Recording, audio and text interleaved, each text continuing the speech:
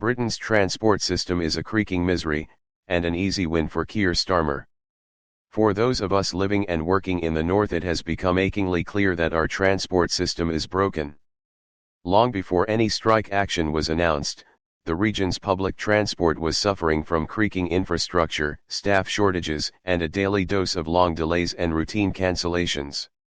For those of us who commute between northern cities by train, getting to work in decent time has become a game of chance.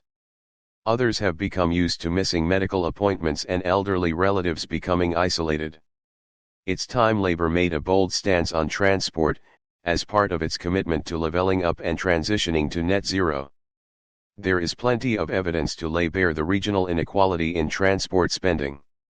We know that if the North had received the same transport investment as London in the decade between 2009 and 2019, it would have received £86 billion more than it did. And yet transport is usually the area of investment where politicians feel most comfortable.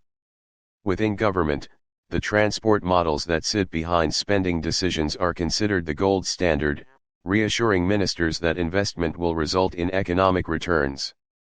Investing in transport is an opportunity for some visible hard-hat progress, and even the Treasury agrees that efficient transport networks are the backbone of any economy. Investing in transport pays for itself.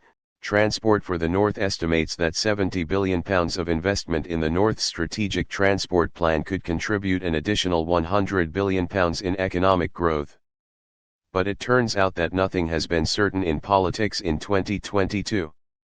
Plans for HS2 and a full commitment to Northern Powerhouse Rail, comprising a new line from Liverpool through Bradford to Hull, have become political footballs, thrown and dropped by successive prime ministers. To break the current cycle of transport misery, Labour first must publicly commit to the principle that regional growth is our route back to national growth. The alternative is a dated economic narrative that supports spending in the places that are already more productive, like the southeast of England.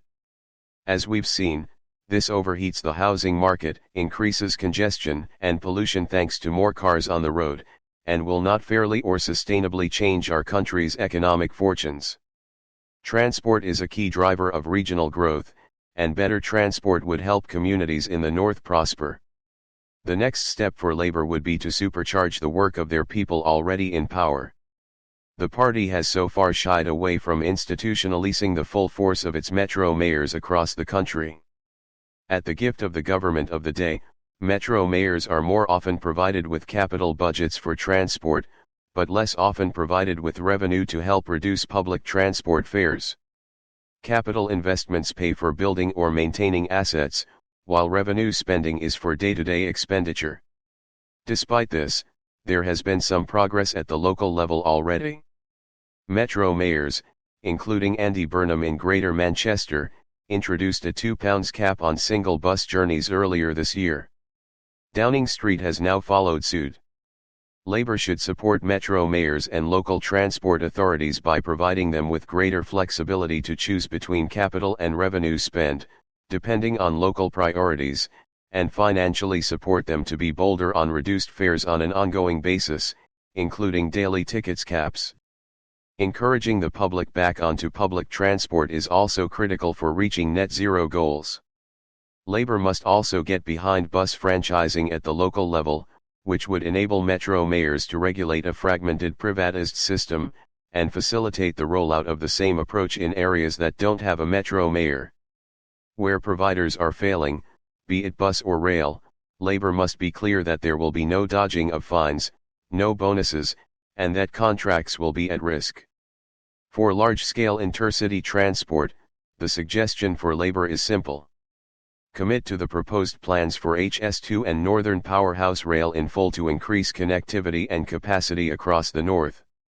This would be a critical way of boosting both private and additional public investment in the north. The Red Wall voters who are losing trust in the government's attempts to level up will no doubt take note, too. The dreaded train fare rises will kick in March. Against a backdrop of fundamentally flawed train services, unaffordable bus fares and performance bonuses for the companies entrusted with running our public infrastructure, fare rises will be hard to stomach for those of us living and working in the north. A simple backbone of infrastructure stretching from north to south and east to west should be the basic starting point. Following through on promises to invest, paying hard-working staff properly, and prioritizing passengers above profit are all necessary and possible. If Labour wants to jump ahead on levelling up and priorities plans on net zero, getting our basic transport infrastructure right has surely got to be the first step. Fundamentally flawed train services, unaffordable bus fares and performance bonuses for the companies entrusted with running our public infrastructure, fare rises will be hard to stomach for those of us living and working in the north. A simple backbone of infrastructure stretching from north to south and east to west should be the basic starting point. Following through on promises to invest, paying hard-working staff properly, and prioritizing passengers above profit are all necessary and possible.